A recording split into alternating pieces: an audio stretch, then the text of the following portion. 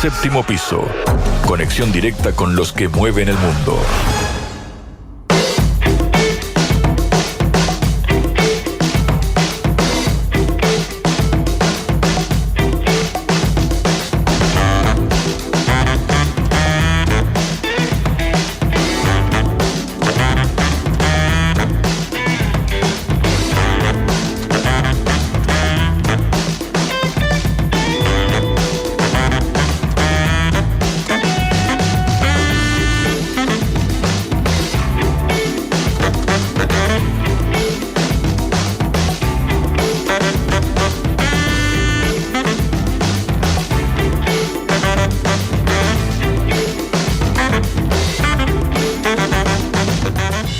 Pero muy buen día para todos. Bienvenidos al programa internacional de Radio Sputnik. Estás escuchando Séptimo Piso y te vamos a acompañar durante 2 horas con las claves de la agenda internacional, sus protagonistas y las distintas voces del mundo. Mi nombre es Leila Vitari y como siempre me acompaña Alejandro Volkin. ¿Cómo estás? Muy bien, con muchas ganas de hacer esta recorrida internacional con nuestra audiencia.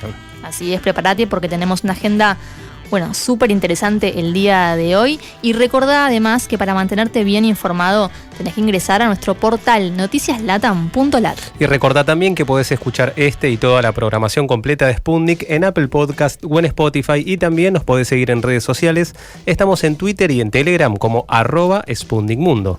Y así comenzamos con las claves del día en la agenda internacional de Séptimo Piso.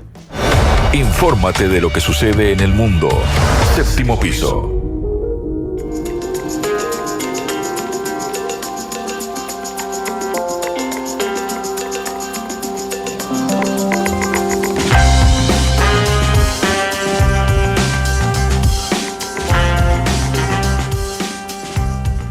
El enviado especial del Kremlin comentó la próxima reunión de Putin y Trump.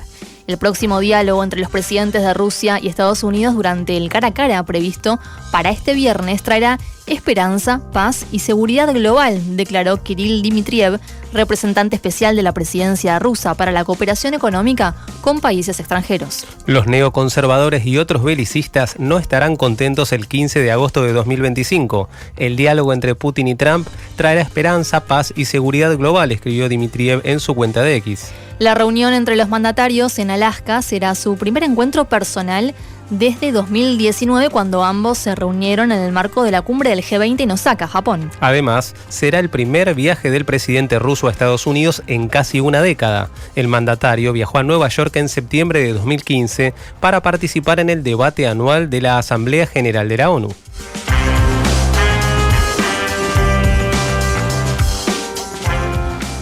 Australia reconocerá al Estado de Palestina. El primer ministro del país, Anthony Albanese, anunció que su país va a reconocer al Estado palestino, sumándose a la decisión de Francia, Reino Unido y Canadá. Canberra formalizará el paso en la próxima sesión de la Asamblea General de las Naciones Unidas en septiembre, es lo que detalló Albanese ante la prensa luego de una reunión de gabinete. El reconocimiento se basa en los compromisos que Australia ha recibido de la autoridad palestina, manifestó el primer ministro, quien sostuvo que una solución biestatal es la mejor esperanza de la humanidad para romper el ciclo de violencia en Oriente Medio y poner fin al conflicto, el sufrimiento y la hambruna en Gaza. Trump y Netanyahu discuten el plan de Israel de ocupar Gaza.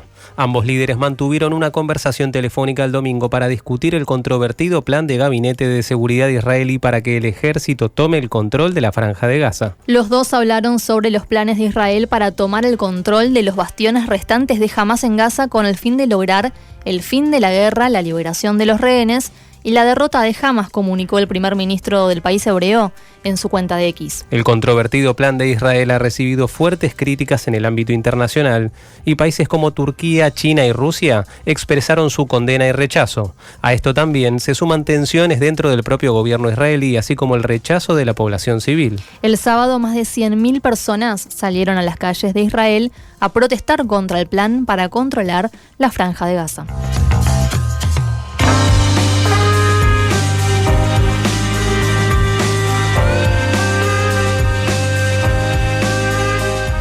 Gigantes tecnológicos acuerdan pagar a Estados Unidos parte de los ingresos de las ventas de chips a China.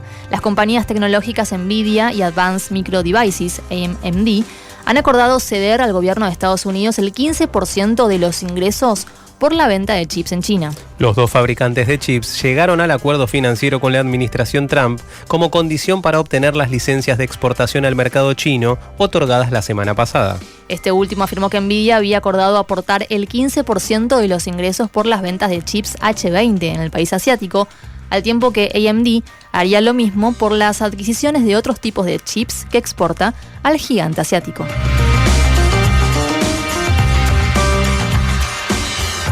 Trump le pide a los sin techo de Washington que se vayan de la capital. El presidente estadounidense aseveró que tomará nuevas medidas con el objetivo de abordar la crisis de los sin techo y la criminalidad en Washington, D.C., adelantando que ofrecerá detalles sobre sus planes para que la capital estadounidense esté más segura y hermosa que nunca.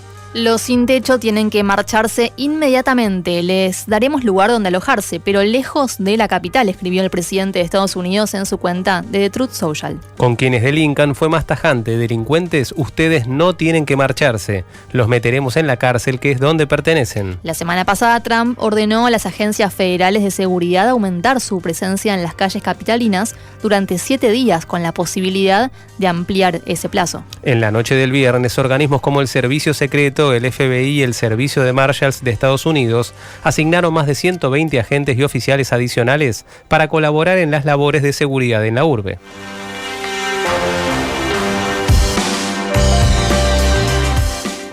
Tras su encuentro con Donald Trump, Nicole Pashinyan llamó por teléfono a Vladimir Putin.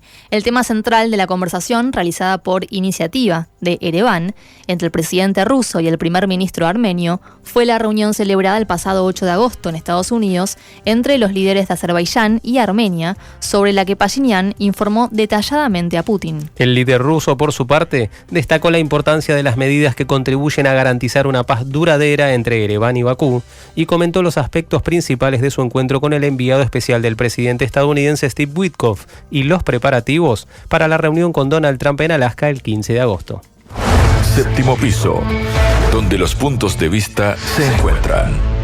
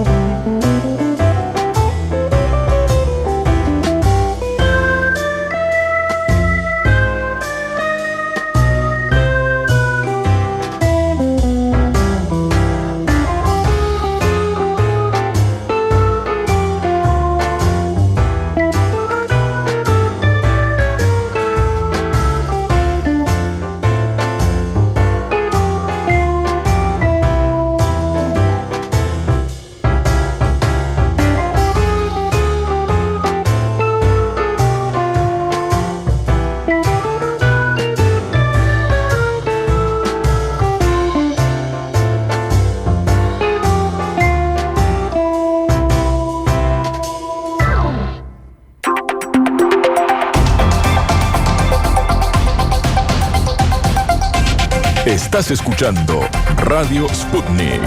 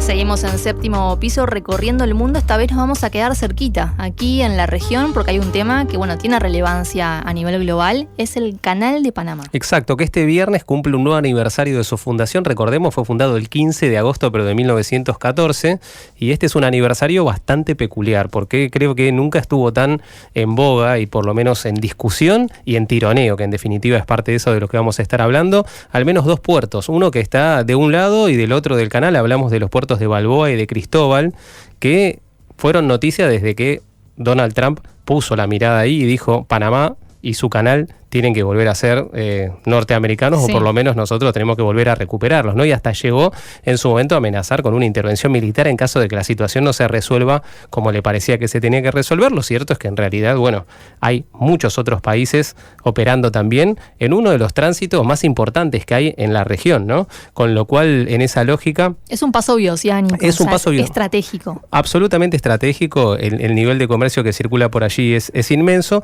Y la noticia que conmovió, digamos, en el mismo contexto en el cual aparecían estas declaraciones de Donald Trump, era que Panama Ports Company, que es la filial de un conglomerado hongkonés que se llama CK Hutchison, que tiene muchos puertos en todo el mundo, entre ellos estos dos, o por lo menos tiene la potestad para operar en muchos puertos en el mundo, había puesto la gran mayoría de ellos a la venta, y ya esa operación había sido aceptada, digamos, ¿no?, terminada de negociar, nada más y nada menos con otro conglomerado encabezado, por ejemplo, con la empresa BlackRock. Ajá, y habían sido vendidos, ¿no? Obviamente esta fue una noticia que generó mucha repercusión a nivel financiero, económico, claro, ¿no?, estratégico, y por supuesto, a la par de que empezó a difundirse desde China, le intentaron bajar bastante, bueno, la repercusión, y sobre todo también empezar a mirar con una lupa, porque obviamente acá había intereses de seguridad nacional, como ellos mismos lo planteaban, que estaban siendo, bueno,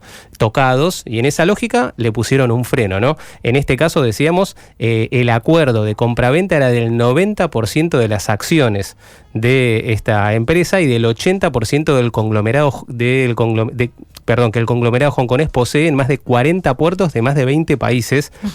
El monto global de la operación, imagínate lo que involucra, casi 23.000 millones de dólares, ¿no? Estamos hablando de cifras realmente siderales. Bueno, lo cierto es que en un primer momento, decíamos, se esperaba que la documentación definitiva de esta transacción se firmara el 2 de abril de 2025 o antes. Imagínate, 2 de abril además, una fecha muy importante, pero como decíamos, una investigación sobre este acuerdo abierta el 28 de marzo por el regulador chino del mercado de valores, dijeron, bueno, tenemos que analizar esta operación para proteger la competencia justa en el mercado y proteger el interés público. Bueno, finalmente se terminó congelando la transacción.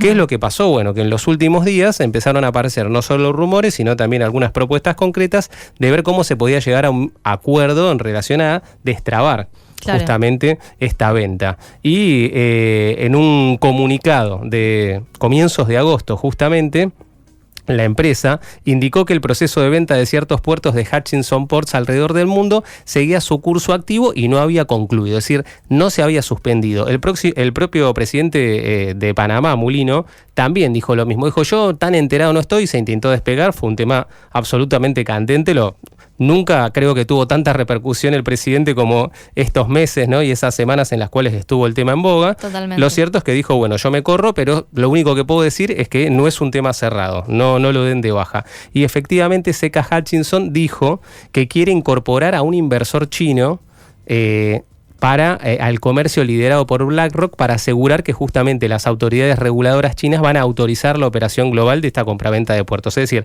la forma que empieza a aparecer para destrabar esta situación es que se incorpore dentro de lo que serían los nuevos dueños de los puertos, o al menos los nuevos que van a liderar el consorcio, una empresa china que... Esto, según algunos rumores y también según afirmaciones, porque ahora vamos a ver que los funcionarios chinos también salieron a hablar, porque el que primero lo planteó fue el medio Bloomberg, sí. Y citó fuentes anónimas, pero dijo, el gigante chino que puede llegar a meterse dentro del negocio de los puertos es nada más y nada menos que la estatal COSCO, que es, una empresa a nivel global, ¿no? De primer nivel. Importantísima, sí. Y según... mismo China planteó, dijo, bueno, algunos dicen que se hablaría de un 20 o un 30% de incorporación dentro de lo que sería este paquete. Con mucha presencia también en América Latina en general. Enorme. Es una de las principales, si vamos al caso de Argentina, por ejemplo, es una de las principales exportadoras acá de cereales, ¿no? Es decir, controla también otros puertos en América Latina y en el mundo. Y decíamos, en ese momento C.K. Hutchison dijo que era necesario realizar cambios, en la composición del consorcio y en la estructura de operación para analizar, decíamos, la luz verde de Pekín. Lo cierto es que el último comentario al respecto provino ya de funcionarios chinos, en este caso del portavoz del Ministerio de Relaciones Exteriores de China, Guo Xiaokun, que dijo que, en respuesta a ciertos informes que además dan algunos detalles más, porque en realidad hasta ahora lo que se empezaba a rumorear era que si entraba una empresa estatal de peso como COSCO a este negocio con un 30%, podía llegar a haber luz verde al acuerdo. Acá lo que está diciendo Guo Xiaokun dice, al respecto de esto, dice, ojo porque otra opción que estaba circulando era permitir que COSCO tome una participación en los puertos, salvo en los 2 puertos de Panamá. Y ahí el portavoz del Ministerio de Relaciones Exteriores dijo que el gobierno chino va a llevar a cabo una regulación legal, salvaguardará firmemente la soberanía nacional, la seguridad y los intereses de desarrollo y va a defender la justicia y la equidad en el mercado, con lo cual ahí vemos que la situación podrían llegar a encontrarle una vuelta si es que obviamente no se pasa de largo el elefante en la habitación, como se dice, que son los 2 puertos de China, ¿no? Pensemos que el tema es ese, ¿no? Para Donald Trump, en realidad, cuando logra acordar con Mulino y con Panamá para rebajar tensiones, porque hubo idas y vueltas bastante impactantes. En su momento incluso se llegó a hablar de una intervención militar de Estados Unidos en Panamá. Escaló hasta ese nivel y después...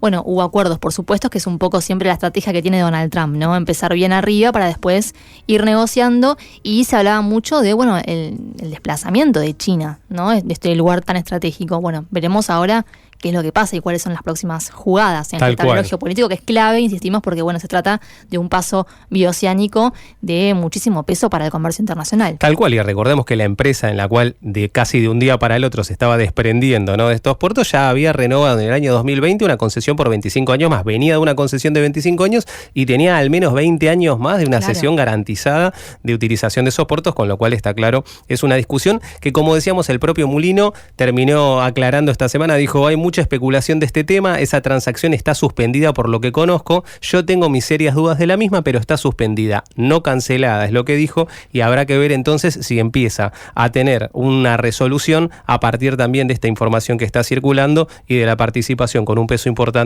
de las empresas chinas en la misma. Qué interesante también como ejemplo lo de Panamá, ¿no? Para ver la importancia que tenemos en América Latina en general y para también poner a jugar la cuestión de la soberanía, ¿no? Porque acá no dejamos de hablar de 2 potencias que se están disputando en realidad un pedacito, un paso que tiene impacto, pero que no deja de pertenecer a los panameños. Tal cual, llama la atención la verdad que el propio presidente se deslinde tanto de un acuerdo que sin lugar a dudas además representa gran parte de los ingresos de Panamá, con lo cual afecta en todos los sentidos al propio país. Pero es interesante el comentario porque claramente podríamos replicar situaciones similares en casi todos los países de Latinoamérica. O la importancia que también tienen organismos latinoamericanos, claro, ¿no? Que podrían intervenir también para garantizar la soberanía de un país que está en este momento siendo disputado por dos gigantes como Estados Unidos y China. Vamos a seguir muy de cerca lo que suceda con el Canal de Panamá.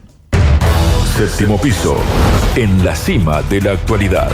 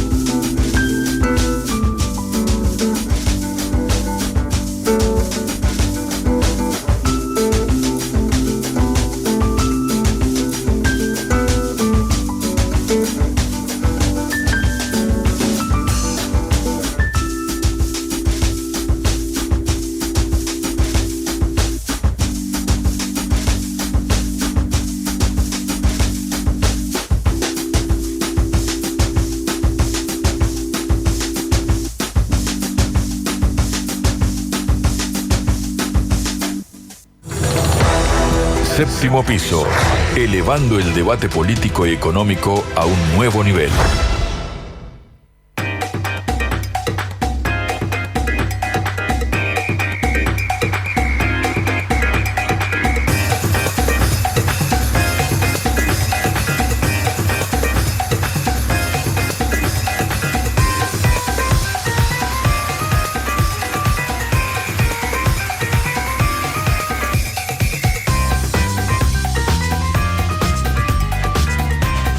Bien, hablamos en Panamá y nos quedamos en la región cerquita, nos vamos para México porque la presidenta de ese país, Claudia Sheinbaum, dijo que está abierta la posibilidad de que México reciba a niños que quedaron huérfanos en Palestina por lo que está sucediendo en particular en la Franja de Gaza, ¿no? Y de hecho, en un rato vamos a profundizar sobre la intención que tiene el gobierno israelí de ocupar completamente toda la Franja de Gaza. Bueno, en este marco, lo que dijo la presidenta es que México siempre está abierta a causas humanitarias, dijo.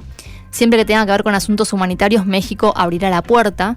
Remarcó, esto tiene que ver con una iniciativa, una propuesta del senador Gerardo Fernández Noroña para otorgar asilo y todas las comodidades necesarias después también simplificación de trámites y demás a niños menores palestinos. Sabemos que el foco está puesto sobre todo, ¿no?, en los niños gazatíes, que además de que las cifras de muertos asesinados por Israel van aumentando, también pasa que muchos se quedan sin familias directamente, ¿no?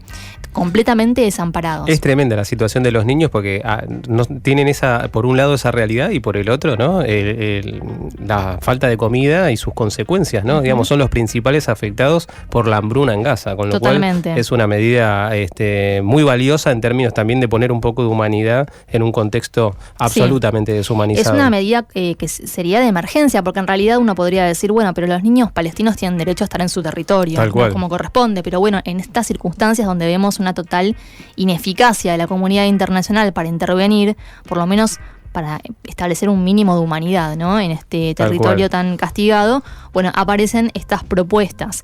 La presidenta recordó que el refugio a poblaciones perseguidas forma parte de la política exterior mexicana. Es un país que actuó, por ejemplo, con los exiliados españoles durante la dictadura de Francisco Franco, o también recibió a miles de personas que huían de las dictaduras sudamericanas durante los años 70, ¿no? Muchos argentinos que fueron recibidos en México durante la última dictadura cívico-militar del año 76 aquí en nuestro país y otros países de América Latina. Y para cerrar, bueno, comentar que según datos del Fondo de Naciones Unidas para la Infancia, estamos hablando de la UNICEF, alrededor de 17.000 niños quedaron huérfanos en Palestina por los ataques israelíes. Los niños representan aproximadamente la mitad de los casi 2 millones de habitantes de Gaza que se han visto obligados a abandonar sus hogares y buscar refugio en otros lugares, dice este organismo. Además, por lo menos 100 niños gazatíes ya murieron de hambre. Esto es tremendo, ¿no? Y otros 90.000 no tienen alimentos suficientes para sobrevivir. Bueno, la situación es desesperante, ya a esta altura no hay demasiados adjetivos para describir lo que sucede en la Franja de Gaza, pero bueno, aparecen iniciativas humanitarias, por lo menos en América Latina, que vale la pena reponer e informar aquí al aire de Séptimo Piso. Infórmate de lo que sucede en el mundo. Séptimo Piso.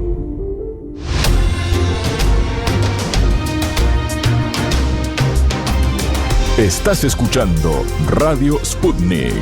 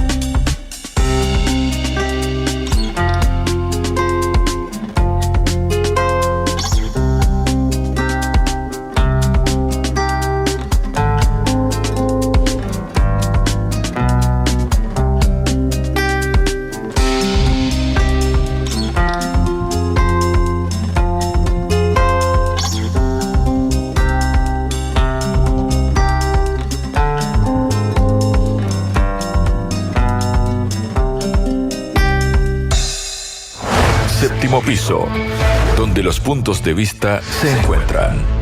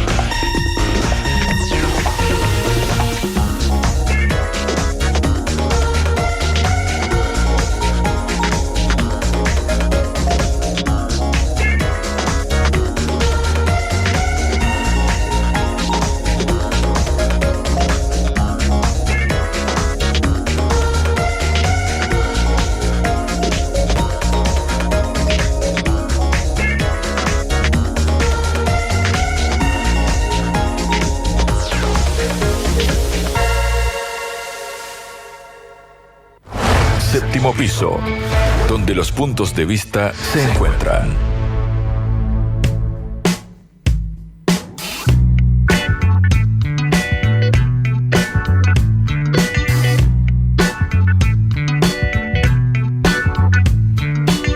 Y este viernes 15 de agosto se va a dar una reunión de primer nivel entre Donald Trump y Vladimir Putin en Alaska. Para hablar del tema estamos en comunicación con Marcelo Ramírez, cofundador de Asia TV. Marcelo, como siempre un gusto conversar con vos. ¿Cómo estás?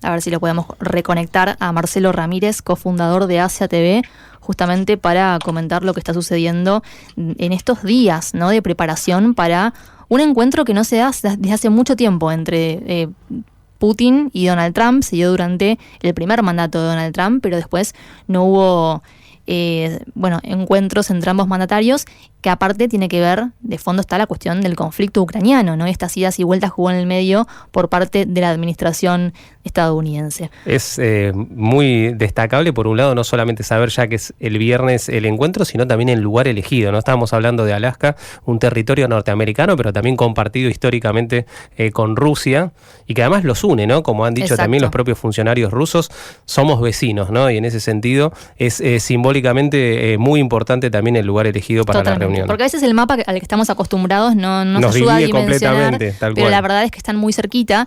Y bueno, como decíamos, la verdad que poder hablar de la posible resolución del conflicto, por lo menos sentar las bases, las condiciones para ver de qué manera se puede salir del conflicto ucraniano, siempre respetando también las demandas, en este caso también de Rusia, ¿no?, que inicia la operación militar especial porque entendía que estaba en juego su propia seguridad. Bueno, veremos en un ratito entonces con el especialista qué expectativas hay en torno a este gran encuentro que se va a dar, insisto, este próximo 15 de agosto. Séptimo piso, en la cima de la actualidad.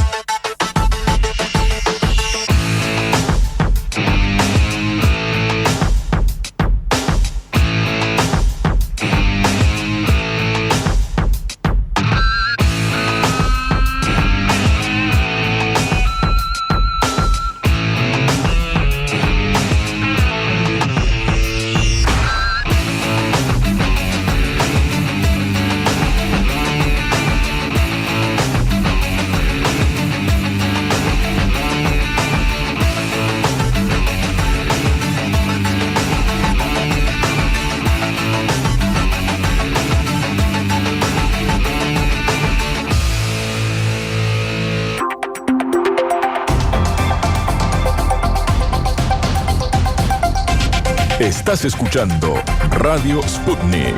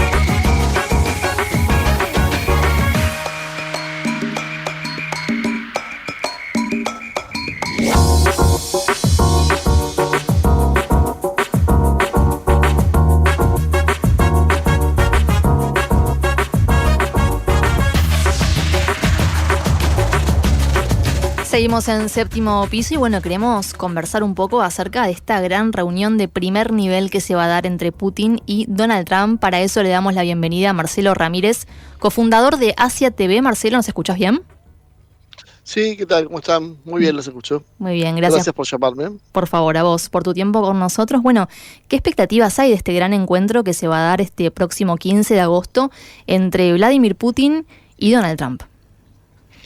Bueno, las expectativas es que finalmente se pueda avanzar en un proceso de paz, lo cual evidentemente ha incomodado a muchos sectores. Bueno, desde la Unión Europea han elaborado un plan alternativo que es inaceptable para Moscú. Así que, bueno, parecería que acá lo que se va a decidir también, de alguna manera, es si Estados Unidos va a seguir comprometido de la misma manera con la ayuda a Ucrania. El vicepresidente Vance ya acaba de decir ayer que, bueno, Estados Unidos va a cesar la ayuda financiera hacia Ucrania y que si Europa quiere seguir la guerra con Rusia, bueno, tendrá que afrontar los gastos. Seguirá vendiendo armas, pero ya no pondrá el dinero, sino que exigirá una contraprestación. Entonces, un poco eso es lo que se está discutiendo. ¿Se puede seguir avanzar en estas condiciones? No se puede. Bueno, creo que parte de la resolución del problema tendría que venir de la mano de la no injerencia de Estados Unidos o la limitación de la injerencia de Estados Unidos en el conflicto, de manera que, bueno, Ucrania cese una resistencia que por otro lado se considera ya de por sí inútil ante el avance de las tropas rusas. Marcelo, ¿qué tal? Te saluda Alejandro. Recién hacías referencia al rol del rol de Europa. ¿Qué lugar le das y qué influencia puede llegar a tener, ¿no? en el entorpecimiento de lo que se pueda llegar a acordar? Teniendo en cuenta sobre todo, bueno, épocas o negociaciones pasadas. Sí, bueno, los europeos han conseguido entorpecer, como bien decías, las negociaciones pasadas. En su momento Boris Johnson fue el primero que interrumpió por allá por marzo del 2022 las negociaciones iniciales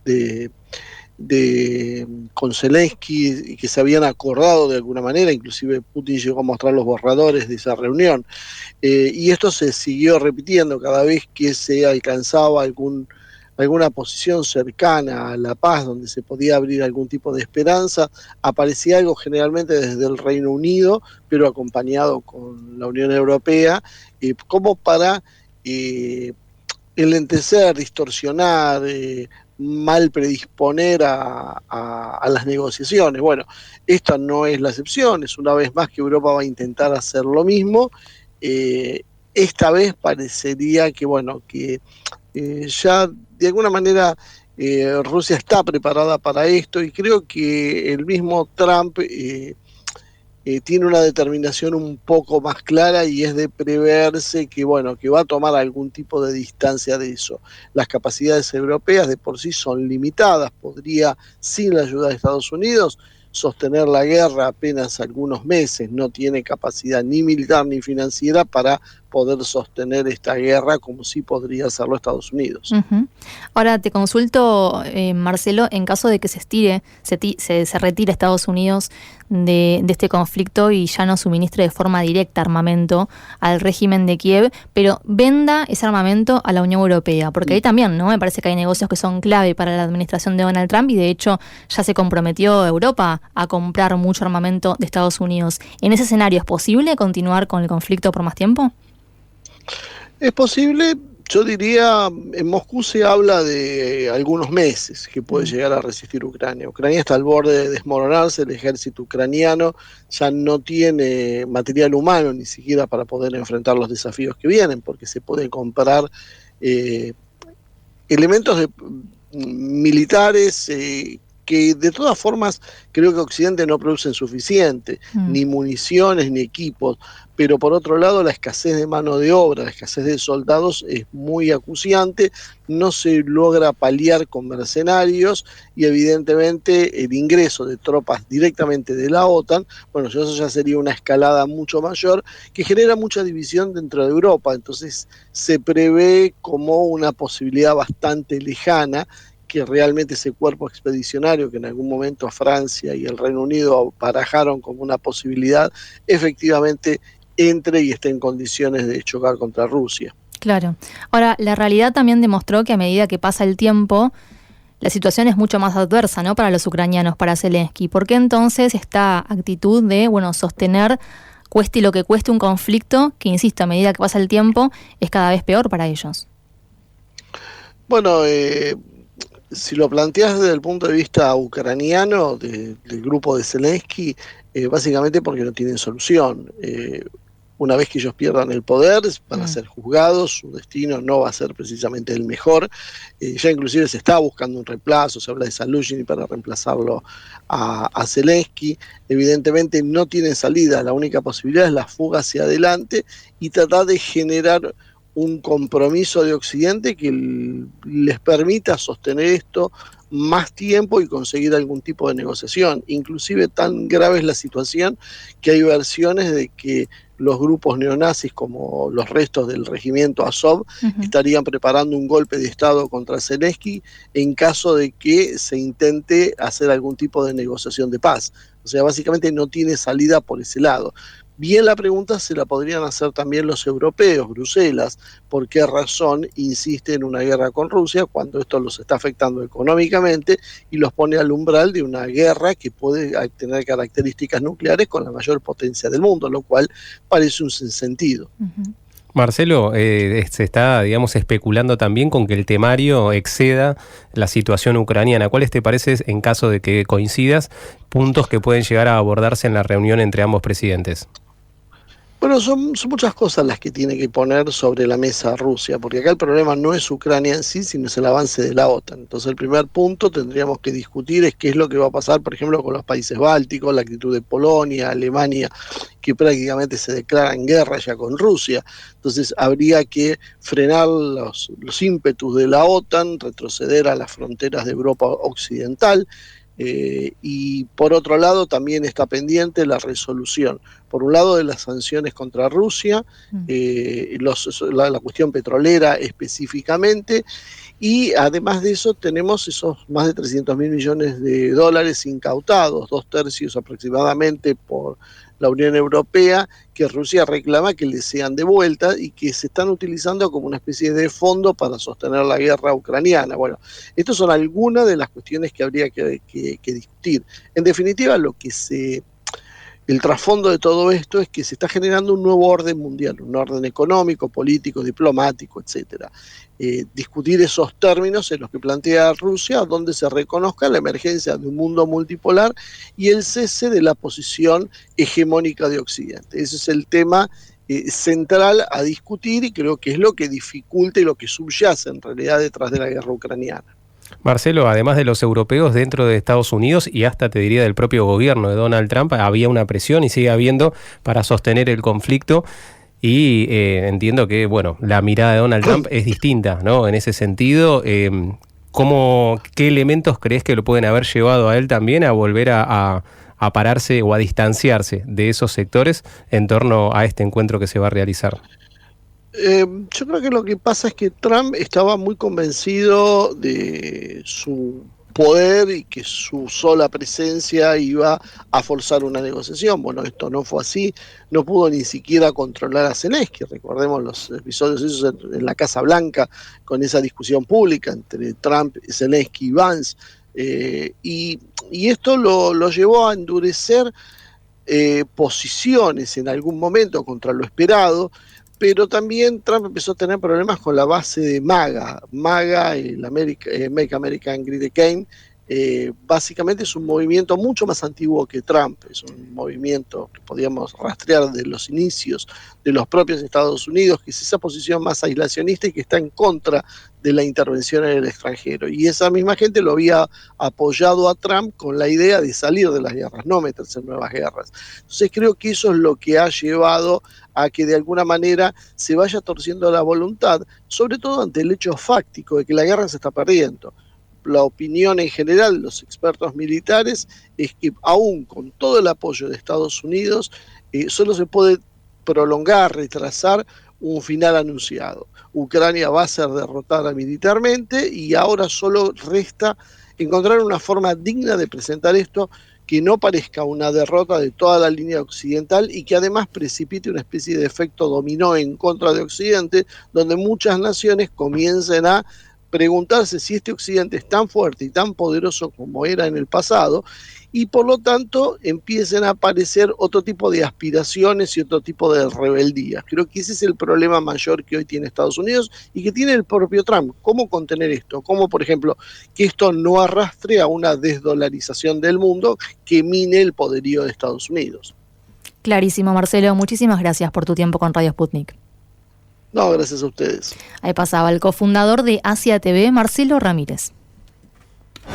Infórmate de lo que sucede en el mundo. Séptimo piso.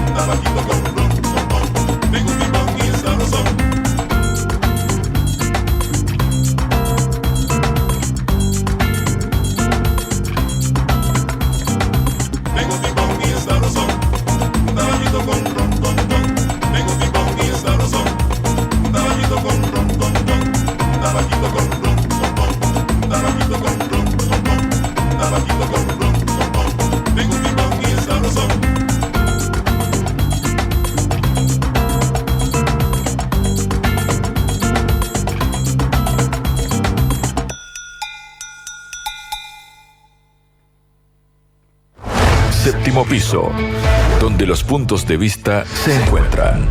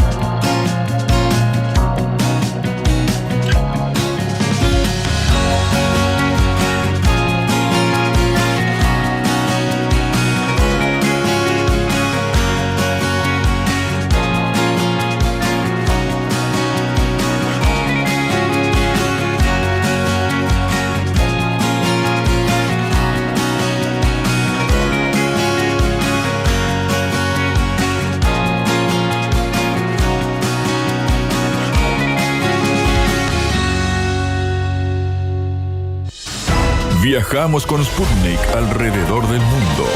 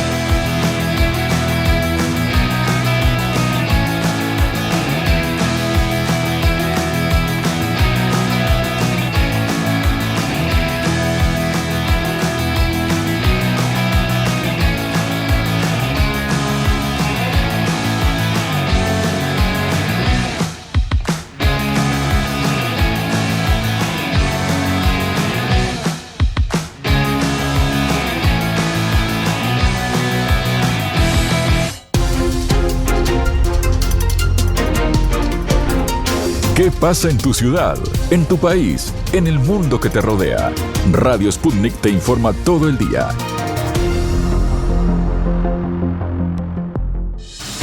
Viajamos con Sputnik alrededor del mundo.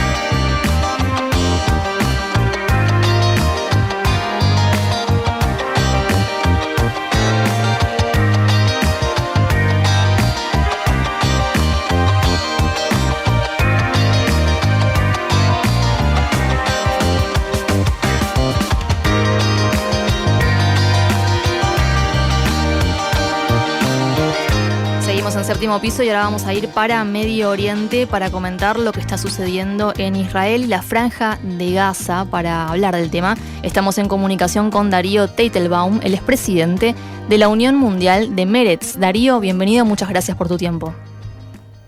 Darío, ¿nos escuchás? Bienvenido. Ahora sí los escucho. Gracias por tu tiempo con nosotros.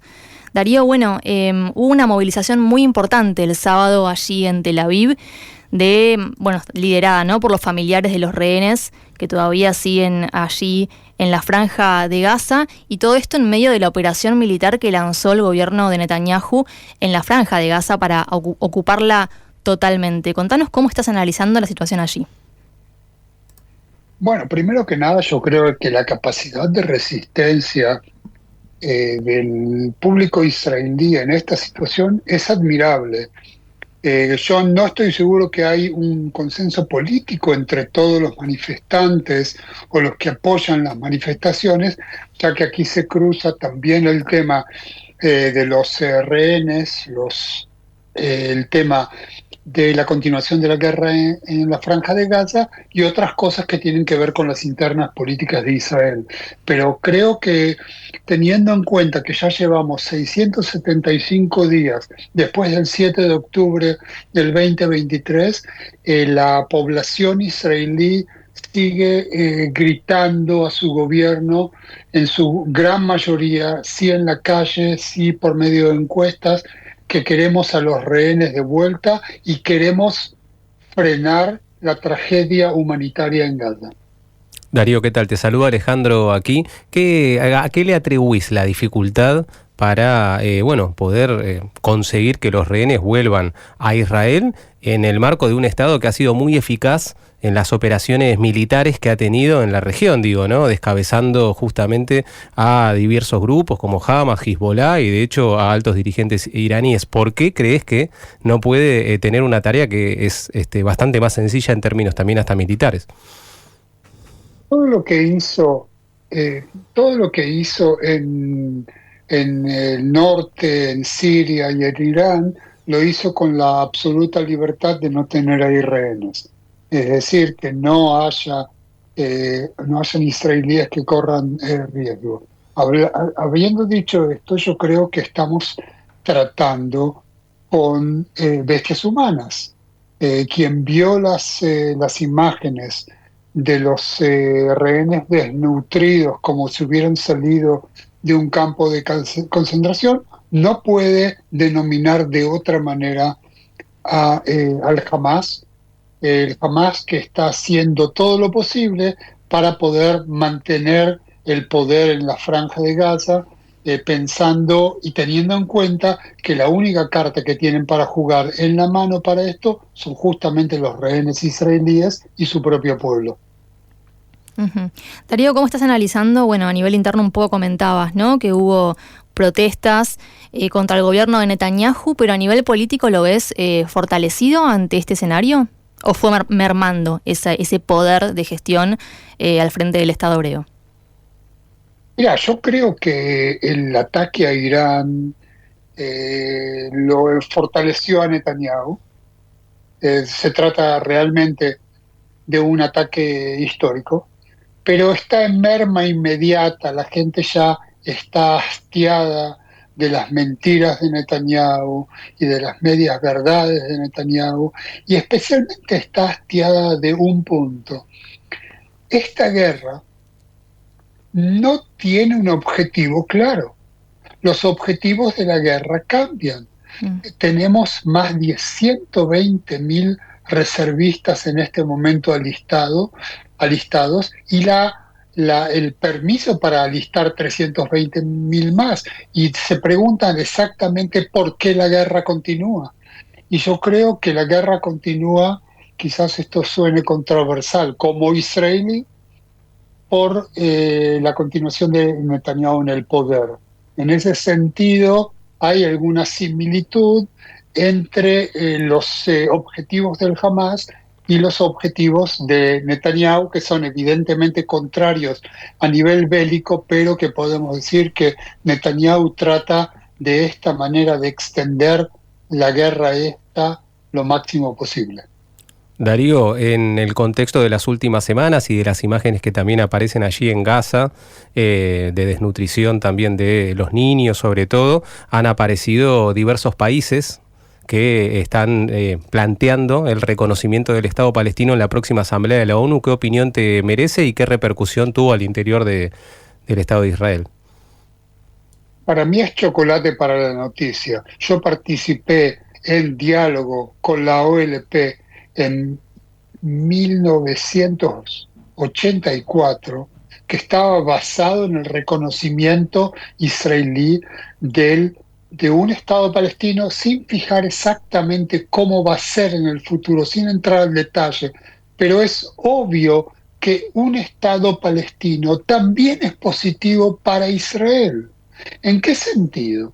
Cuando vos no sos nada, sos un ente irreconocible, tampoco tenés obligaciones. Cuando se declare el Estado de Palestina y se exija de Israel el retiro de parte de los territorios ocupados, yo creo que le va a dar entidad a la Autoridad Nacional Palestina. Dicho sea de paso, entidad nacional que fue vapuleada por los gobiernos de derecha en vez de haber sido fortalecida para tener con quién dialogar, fue vapuleada para no tener con quién hablar.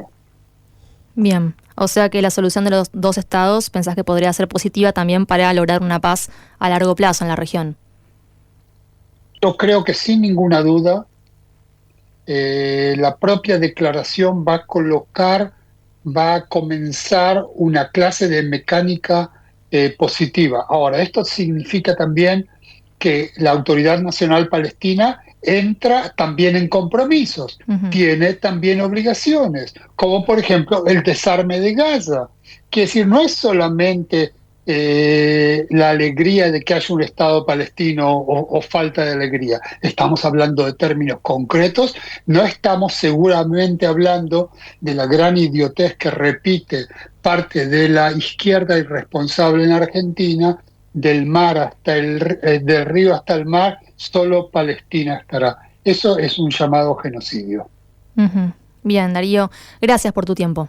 No, por favor, gracias a ustedes. Ahí pasaba el presidente de la Unión Mundial de Meretz, Darío Teitelbaum. Séptimo piso, en la cima de la actualidad.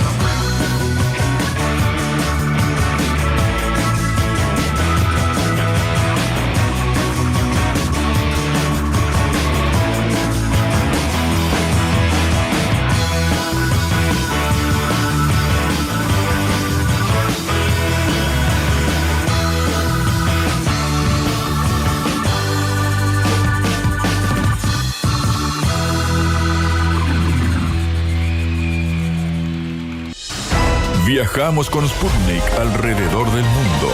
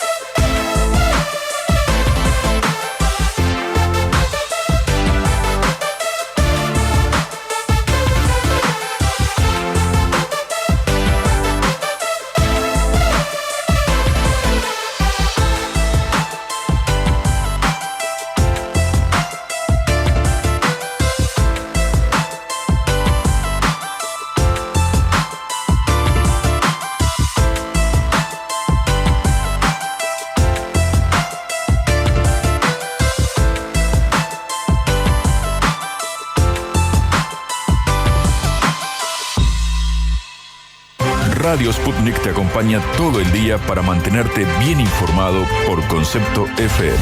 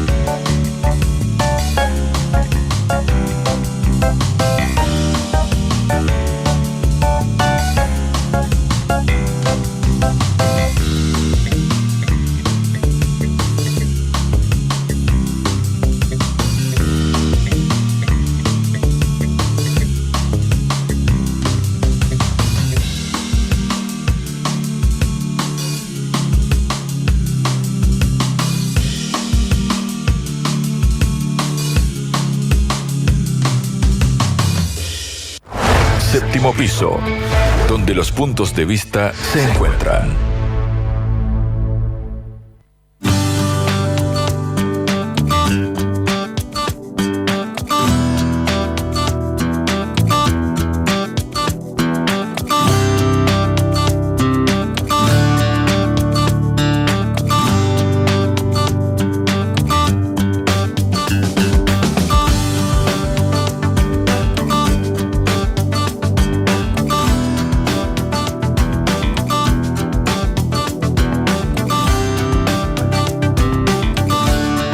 Seguimos en Séptimo Piso y ahora vamos a hablar un poquito de tecnología y un tema recurrente en este programa que son los chips tan importantes, ¿no?, para la revolución tecnológica. Exacto, tecnología y geopolítica podríamos decir, porque en definitiva el anuncio formal es que Nvidia y AMD, dos de las principales empresas de semiconductores del mundo, acordaron compartir el 15% de sus ingresos por las ventas de ciertos chips en China con el gobierno norteamericano como parte de un acuerdo para que les permitan exportar hacia China, justamente un mercado que ahora lo vamos a contar, es fundamental para cualquier empresa y para cualquier país, en definitiva, que quiera desarrollar su propia industria. Lo cierto es que lo que arrancó como un informe del diario Financial Times terminó siendo confirmado hasta ahora off the record con funcionarios anónimos, pero que cada vez va ganando más fuerza, de lo que se denomina un acuerdo sin precedentes ya, porque no se conoce hasta el momento una negociación en la cual nunca se vio que empresas estadounidenses acordaran pagar una parte de sus ingresos para tener licencias de exportación, ¿no? Y esto es algo que claramente va a tener repercusiones. Habrá que ver si también termina siendo un estándar de el nuevo tipo de negociación que hay que encarar en este momento y en este año que claramente, como lo dijo Trump, es el año de los aranceles. En esa lógica, de los chips que se trata son del H20 por parte de Nvidia y también del chip MI308 que lo fabrica la empresa AMD. El H20, hace poquito vos lo comentabas y lo veníamos desarrollando bastante, es un chip que además Nvidia desarrolló especialmente para China, porque obviamente en la disputa tecnológica que vienen teniendo Estados Unidos y China, con un lugar que hasta comienzos de año se veía bastante más favorable a Estados Unidos, ¿no?, en esta competencia, pero que ahora habría que matizarlo bastante. Parte de la discusión sobre cómo hacer para contener a China en su desarrollo, pero a su vez también no quedarse sin un mercado. Sí. Bueno, esa tensión viene sobrevolando a Estados Unidos hace rato y de hecho quien había tomado la decisión tal vez más tajante para un lado había sido Joe Biden, que dijo no se vende más.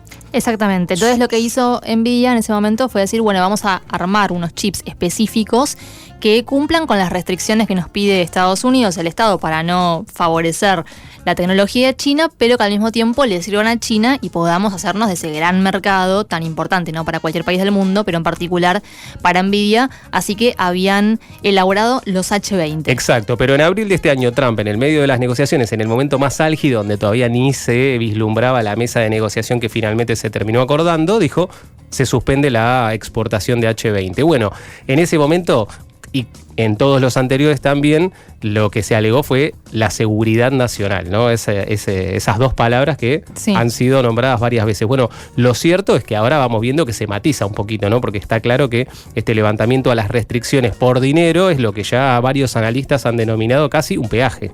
Paga y podés pasar, si no, no pasás. Y eso es un poco lo que pareciera que va a terminar desarrollándose y desenvolviéndose en este punto particular, teniendo en cuenta además también que, como bien lo comentabas vos, Leila, la semana pasada, los H20 fueron denunciados por la propia China con graves problemas de seguridad. De hecho, la Administración del Ciberespacio de China citó a la compañía también, compañía que su fundador, y ahora si podemos lo contamos, estuvo en China hace poquito, con lo cual ahí van marcando, bueno, lo que es la interdependencia por un lado, los riesgos o no que eso podría llegar a conllevar, pero sobre todo también la importancia irreemplazable del mercado chino, decíamos, en el desarrollo de la tecnología. No solamente, ahora lo vamos a ver, por el volumen, por la cantidad que son y todo, sino también porque el mercado chino tiene una demanda absolutamente sostenida, tiene una innovación tecnológica continua que quedó a las claras con los distintos desarrollos de inteligencia artificial que dieron a conocer a comienzos de marzo con DeepSeek en adelante. Tiene políticas de apoyo por parte del Estado y tiene además también una capacidad de producción y de innovación que hoy en día, decíamos, amenaza ya y está previsto casi que para el 2030 la producción de semiconductores en China sea superior todavía a la de Estados Unidos, con lo cual en ese contexto, claro, empiezan a aparecer las necesidades. China, para que nos demos una idea, representa casi el 30% del comercio mundial de semiconductores. Claro. O sea, 3 de cada 10 semiconductores se venden en China y de hecho la propia Nvidia dijo en abril que estas restricciones que le estaban metiendo a los H20 le iban a costar 5.500 millones de dólares. Con lo cual ahí hay una presión económica y a su vez también empieza a aparecer esto que decíamos, ¿no? Lo innegable que es participar en el mercado chino, que hasta los propios chinos te dicen, mira, te vas a perder de cierto desarrollo también, porque por ahí la innovación está viniendo de este lado del mundo y no del tuyo. Con lo cual, vamos a ver qué sucede. Lo cierto es que en este caso habrá que ver ¿Qué consecuencias trae, decíamos, ¿no? Este acuerdo que lo han tildado de inusual, que en China lo miraron con bastante desconfianza, se han salido a responder, digamos, ¿no? A las preguntas diversos funcionarios que dijeron: nosotros tenemos una postura clara, no se puede, como siempre dicen, no se puede, digamos, jugar con lo económico en términos de lo que es el comercio, digamos, a que despoliticemos el comercio, claro, que es un poco la línea que viene sosteniendo China desde siempre. Pero aparte sí, vemos que Nvidia está, y también AMD, digamos, están dispuestos a pagar 15% de los ingresos para seguir vendiendo a China. Imagínate el mercado y las ganancias que están teniendo, porque ni así renuncian. Tal cual. Bueno, lo cierto es que, decíamos, los chinos son conscientes de esto y a su vez ponen sobre la mesa que dicen, bueno, este enfoque solamente busca favorecer los intereses de Washington, lo que no solamente socava los principios fundamentales del libre comercio, ¿no? Obviamente, sino que también desequilibra la relación tradicional entre el gobierno y las empresas, dicen. Porque claro, queda demasiado explícito, ¿no? En definitiva. Con lo cual habrá que ver, decíamos, cómo termina modificando, ¿no?, lo que es la dinámica de la industria global de semiconductores, este acuerdo que por ahora está entre bambalinas o no se hizo público, pero ya todo el mundo da por sentado. Lo escuchaban Alejandro Volkin, mi nombre es Leila Vitar. Quédate con nosotros en la última media hora de Séptimo Piso. Séptimo Piso, donde los puntos de vista se encuentran.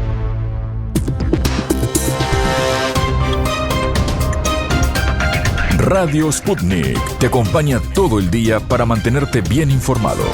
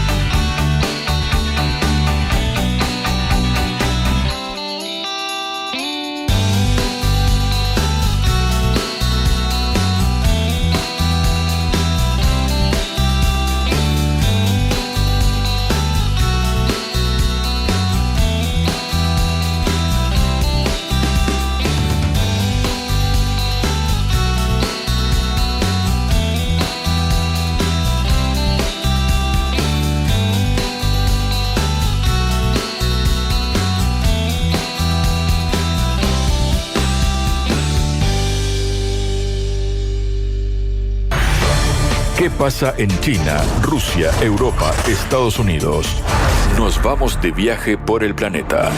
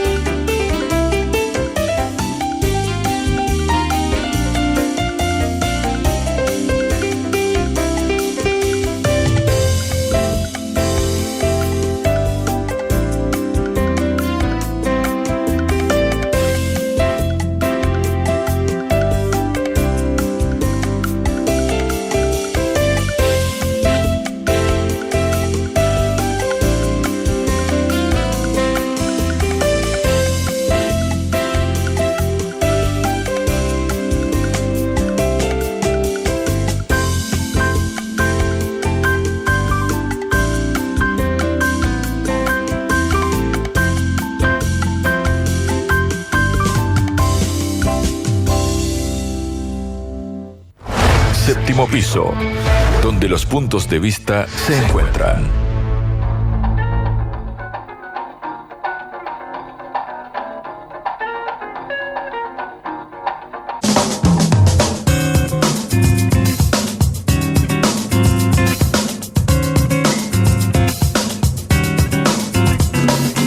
Muy bien, últimos minutos de Séptimo Piso. Vamos a darle la bienvenida a nuestro compañero corresponsal de Sputnik desde España, Fernando Arranz. ¿Cómo estás?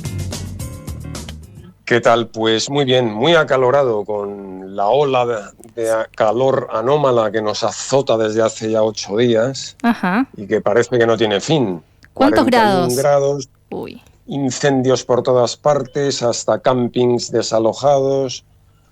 En fin, un desastre. Qué horrible. Bueno, nosotros acá disfrutando lo que queda todavía del invierno, pero ya se nos viene, me parece, ese panorama dentro de poco, lamentablemente. Bueno, Fernando, hoy vamos a hablar sobre un tema que ya trajiste a este piso y has comentado que tiene que ver con Jumilla, ¿no? Este municipio español y todo lo que pasó en torno a la cuestión de el veto a los rezos. Contanos un poquito qué pasó, porque hay novedades, ¿no?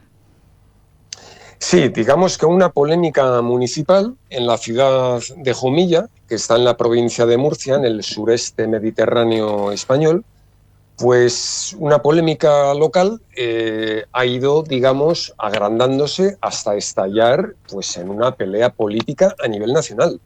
Y es que el ayuntamiento, como recordamos el viernes pasado, el ayuntamiento de esta localidad, pues registró una moción para prohibir la celebración de ritos religiosos en dependencias públicas, es decir, municipales, es decir, en el polideportivo de la ciudad.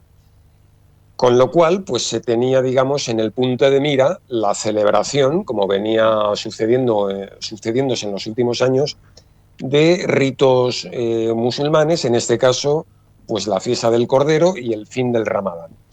Bien, esto trascendió. Inmediatamente el ayuntamiento, que está en manos del Partido Popular, la moción fue registrada por su apoyo de Vox. Ellos gobiernan gracias al partido de derecha radical Vox.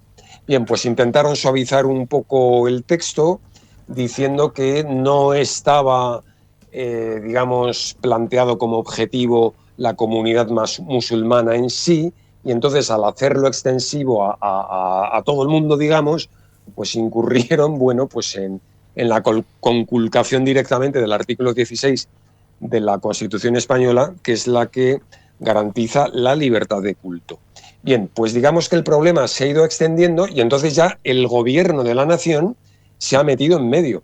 Y se ha metido en medio en forma de que ha enviado, a través de la delegación del gobierno en la región, ha enviado un requerimiento para que el ayuntamiento retire la moción. La moción, ojo, tampoco tenía un poder ejecutivo. La moción, en lenguaje administrativo local, pues viene a decir que es un texto legal para, digamos, animar o impulsar, en este caso al ayuntamiento de la ciudad, a que formalice ese texto, esa moción, en ley, en normativa municipal.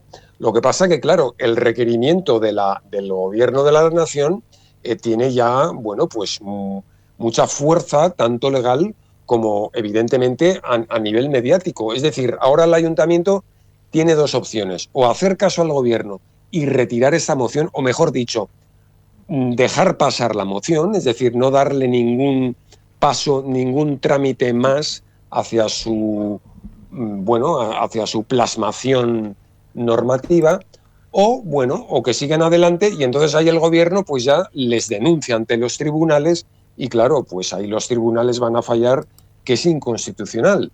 Y entonces, el requerimiento pues ha sido muy, muy vistoso y además el propio ministro de Política Territorial, que se llama Ángel Víctor Torres, en su red social X ha dicho una cosa pues también muy espectacular, ¿no? Y cito textualmente, ha dicho: PP y Vox no pueden decidir para quién sí hay libertad de culto y para quién no. Claro, porque esto es muy curioso, porque también desde hace años, en la misma localidad de Jumilla, la comunidad ecuatoriana celebra también en el recinto del Polideportivo Municipal y en romería por todas las calles de la ciudad, o por algunas de las principales, pues su festividad en honor a la fiesta de la Virgen del Cisne, que bueno, es un rito, una festividad bastante popular en Ecuador, ¿no? Uh-huh. Con lo cual, pues bueno, pues era evidente que esta moción de ahora del ayuntamiento, pues sí que tenía en el punto de mira a la comunidad musulmana, precisamente por ser musulmán. Eso está clarísimo. Claro. Ahora, ¿qué tal, Fernando? Te saluda Alejandro desde aquí. Cuando decís que el tema tomó ribetes nacionales, también ahí ya es contra la Iglesia Católica, ¿no? Donde apunta Vox, por ejemplo. Claro, porque la Conferencia Episcopal, que es el órgano rector de la jerarquía católica en España, tomó partido por la comunidad musulmana y ante todo por el artículo 16 de la Constitución, que es el que consagra la libertad de culto. Bien, pues Vox, su líder, Santiago Abascal, ha venido a cargar contra la Iglesia Católica Española, con lo cual, una vez más, el mundo al revés. Además, su razonamiento ha sido más o menos decir que la Iglesia Católica es rehén de la subvención pública del Estado para secundar las políticas humanitarias y migratorias, en el sentido de bueno, pues organizar las ayudas a inmigrantes y los alojamientos a los inmigrantes irregulares que lleguen de manera trágica o caótica, como es en las Islas Canarias, que hay que atenderlos in situ y de manera urgente. Y también ha dicho algo absolutamente tremendo. Santiago Abascal ha venido a decir que la Iglesia Católica ha tomado partido en este contencioso porque es rehén de sus casos de pederastia. En fin, con lo cual, ya digo, el mundo al revés. Vos sabés que sorprende, perdón, te interrumpo, Fernando, porque cuando te escuchaba se me venía a la cabeza, bueno, por un lado estamos hablando de España, ¿no? Que para toda Latinoamérica obviamente es, de alguna manera, es uno de los, si no es el país más católico, está ahí, digamos, en términos simbólicos sobre todo. Pero se me venía a la cabeza también, y teniendo en cuenta la figura de Abascal, Vox y los encuentros que vienen haciendo, y con eje también en el presidente argentino Javier Milei. Javier Milei hizo su campaña electoral, es decir, ni siquiera esperó a ser presidente para denostar a un papa, al primer papa argentino, al primer y único papa argentino que en ese momento estaba vivo, y de hecho lo tildó casi de sí, el maligno sobre la tierra. Del maligno, exactamente. O sea, declaraciones fuertísimas, ¿no? Es decir, claro, digo, teniendo en cuenta en estos puntos que van unificando a ciertos sectores, ¿no?, políticos, bueno, embanderados en lo que Vox suele siempre, organizar en esos encuentros, ¿no? Toda la razón, Alejandro. En realidad lo que estás describiendo es un panorama de vasos comunicantes ideológicos. Uh-huh.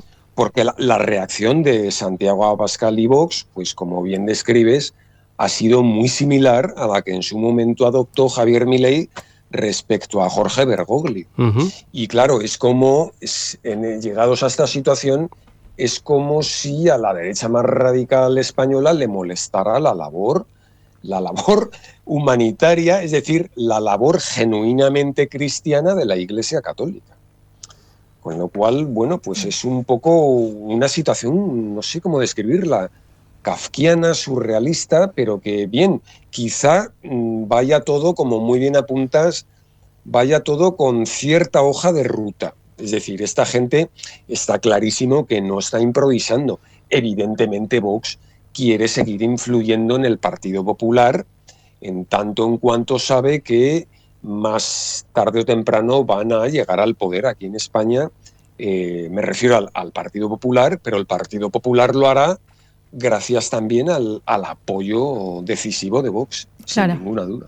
Mira, si seguimos con las analogías con Argentina, justamente sin conocer en profundidad el Partido Popular, lo más parecido que había acá, que era el partido de Mauricio Macri, en términos de un sector de lo que se denomina la derecha, pero más moderada, terminó siendo subsumido en 2 años nada más de gobierno de Javier Milei. Es decir, ahora en las próximas elecciones van en un frente juntos y con primacía del sector de la Libertad Avanza, ¿no? Del partido de Javier Milei, con lo cual quedan desdibujados. Pareciera exacto, ¿no? Que esos sectores más de derecha tradicional van quedando muy, muy desdibujados en este nuevo panorama actual. Claro, en el caso español esa es la crítica que se le hace al Partido Popular, en tanto que se deja empapar de la ideología del otro, ¿no? Uh-huh. Con lo cual al final se va a crear un socias, una especie de clon, donde no se sabe quién es quién, pero que secundará una misma línea política, en este caso muy radical.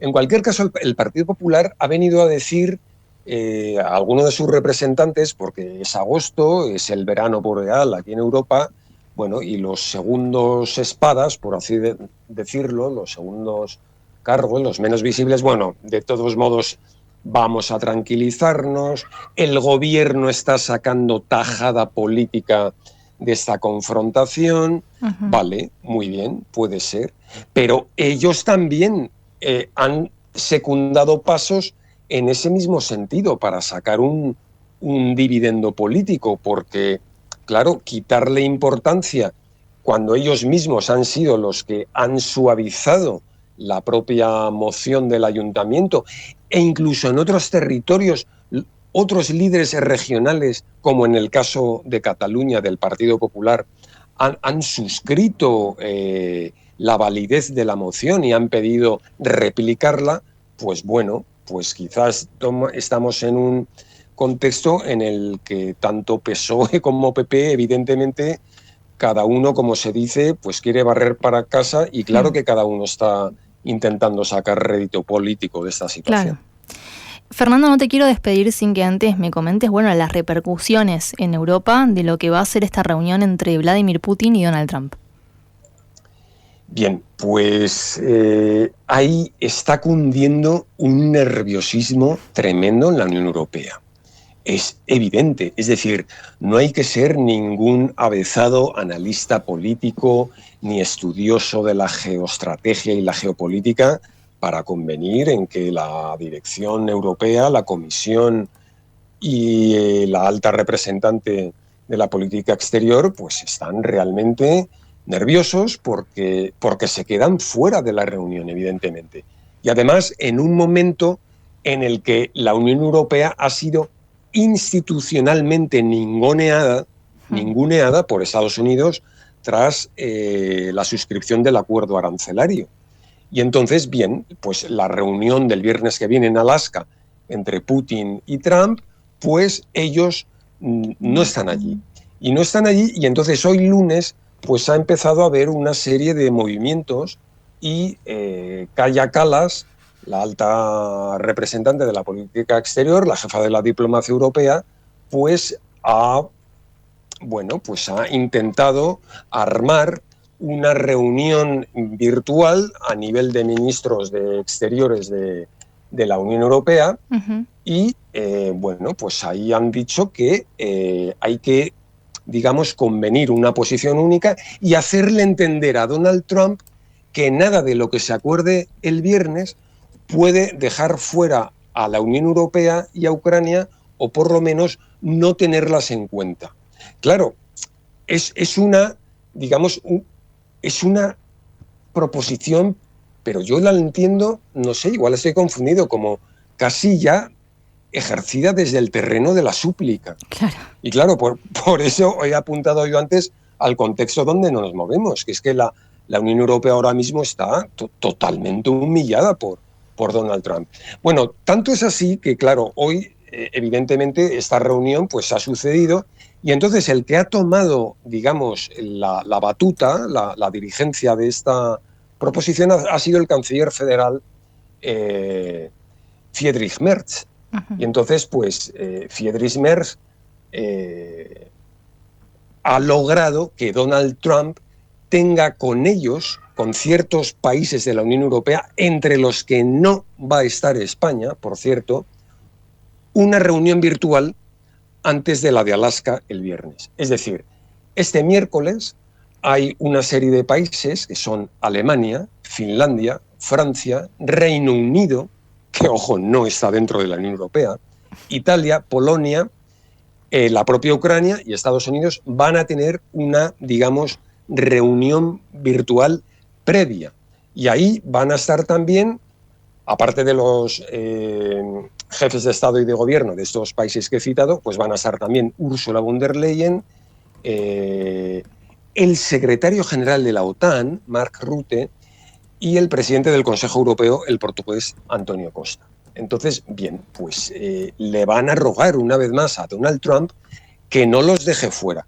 Y claro, todas estas prisas, además ya metidos de lleno en el mes de agosto, que es puramente vacacional, donde quieras, no quieras, está todo el mundo, o por lo menos los dirigentes más importantes ya un poco más relajados, pues ahora es como si se notase exactamente lo contrario. Hay una premura, hay una, digamos, efervescencia, toda esta, y que de la cual se va a impregnar toda esta semana en un momento en que quizá no la debería haber. Y claro, yo creo, vamos, estoy seguro de que es así, de que todos estos líderes se han olido, han olfateado algo, que es que quizá el viernes se va a conseguir algo importante. No sé si para el futuro de la guerra, el futuro de la paz o el futuro de la arquitectura colectiva en Europa, pero yo creo que lo que han olfateado precisamente es que quizá lo que se acuerde el viernes va a dejar fuera a la Unión Europea. Entonces, habrá que esperar el miércoles a ver cómo reacciona Trump, porque, claro, bien, ya sabemos el carácter impredecible de Donald Trump, en el sentido de que es capaz de que si algo no le gusta, pues a lo mejor en el medio de la reunión, estoy exagerando mucho, y lo admito, y además en tono incluso demagógico. Muy bien, pero bueno, conociendo al personaje, pues igual uno no va tan desencaminado. Es decir, si a Donald Trump no le gustan las propuestas el miércoles, igual para hacerse oír, pues igual es capaz de amenazar con más aranceles, claro, o alguna otra cosa, ¿no?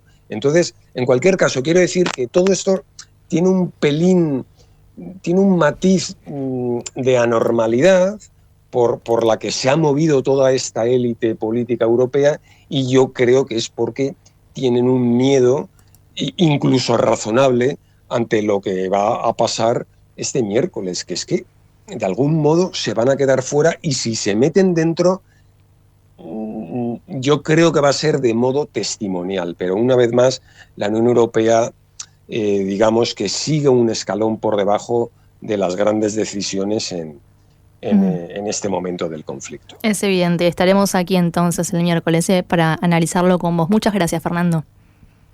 Un abrazo a los dos. Abrazo grande. Ahí pasaba Fernando Arranz, nuestro corresponsal desde España.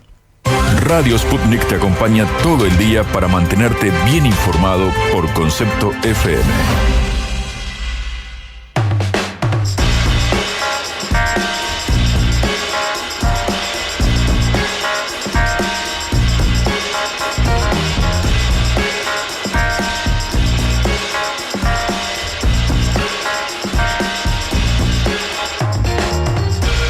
Ahora nos toca despedirnos, pero como siempre decirles que es un placer para nosotros estar estas 2 horas con la agenda internacional. Gracias por acompañarnos. Del otro lado, muchas gracias, Alejandro Volquín. Muchas gracias a vos, Leila, y a toda nuestra audiencia. Estuvo Celeste Vázquez en la operación técnica. En la producción agradecemos a Martín Morano, Cristian Kallner, Cecilia Claps y Emiliano Lom Longian, y en el servicio informativo a Florencia Cabral, Florencia Fossati y Cintia Gauna. Mi nombre es Leila Vitar, les deseamos una excelente jornada y nos reencontramos la próxima, pero siempre a través del aire de Radio Sputnik. Desde el 7º piso, posamos la mirada en el horizonte.